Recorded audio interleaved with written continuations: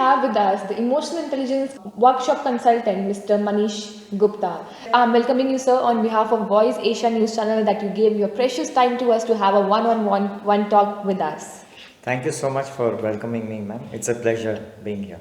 So, first of all, I'll start. How was experience in conducting this workshop today in DPS Rudrapur, and that too coming down from Chennai to Uttarakhand for the very first time? So, what was your experience all about?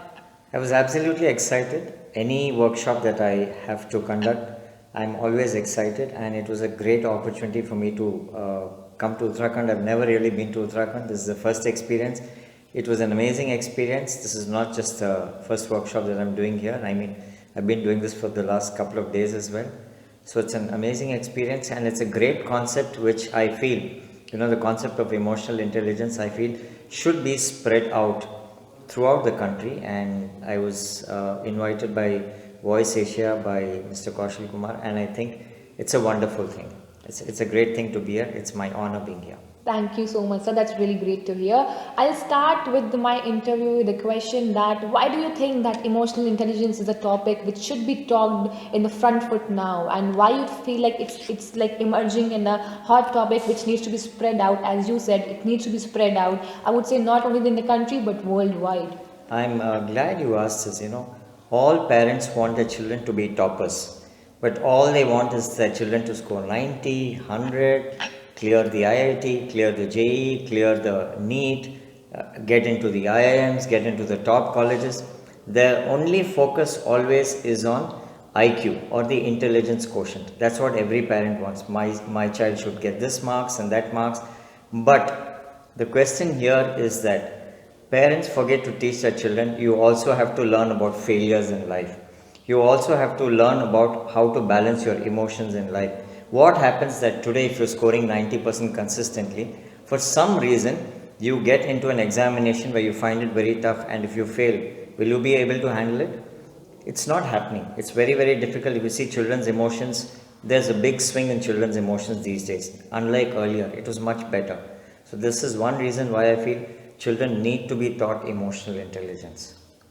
Sir, as you conducted this workshop for the teachers, right? And I believe that teachers are the creators of tomorrow's leader. Today's children, they are the only. Tomorrow they will be, Jack Dorsey. Tomorrow they will be, someone will be Samara Mehta or Amitabh Vijay or some other good positions. So why do you think, how do you think this workshop will help for your teachers to create the better leaders for tomorrow? Teachers play a very important role in society. Every teacher's role is to take care of X amount of children, 30 in a class, 40 in a class, and they do it year after year after year. So God has given them a very important role and responsibility in life, that is making the life of children and teaching these children not just the basics of education, of IQ, but they can also play a very important role in teaching these children values, mannerisms, and other important things on the emotional aspect as well. So today's workshop, what actually the stress was on, getting these teachers to know the role of emotional intelligence in a child's life. And for that to happen, a teacher must first understand what is emotional intelligence, and a teacher must learn to become emotionally intelligent and emotionally stable. If they're not going to do that, it's very difficult for them to pass on the same attributes to children. Well said. So there are different emotions. It can be an emotion of anger, emotion of anxiety, love, and at certain situations we find it to be we are difficult to express it out. So how this workshops helps children or even the parents or your audiences to have a look how they can express these powerful emotions. Today it's more of a virtual world. It's more of a digital world. Children are spending more time with gadgets and lesser time with human beings, and gadgets don't have emotions.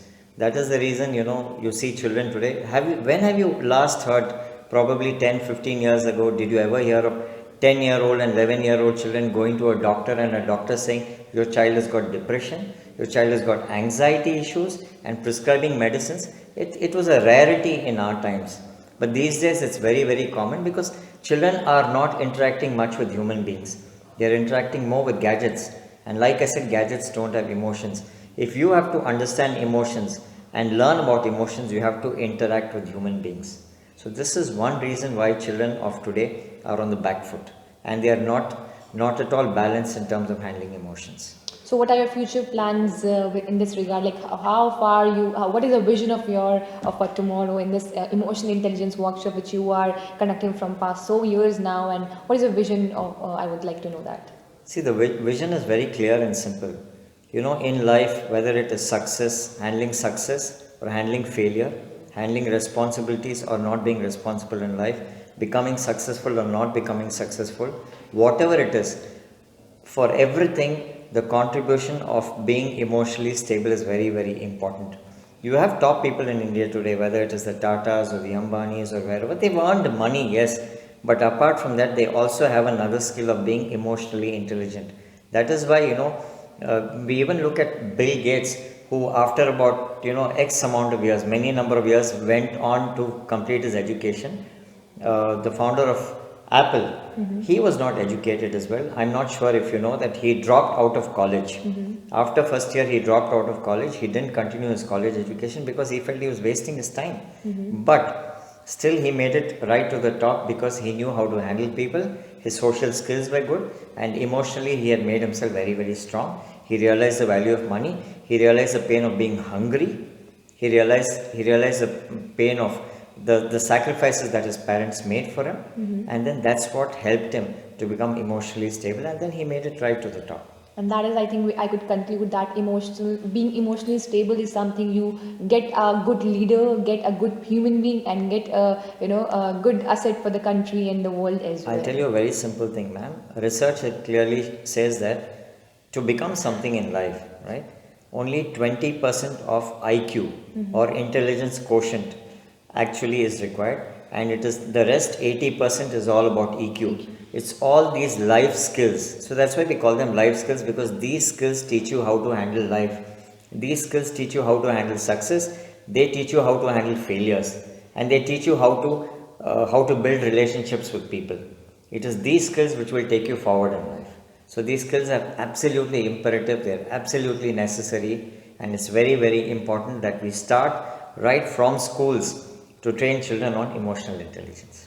Well, so this was with us Mr. Manish Gupta, the Emotional Intelligence Workshop Consultant, and it was a pleasure of Voice Asia to have with him today in our show. Thank you so much.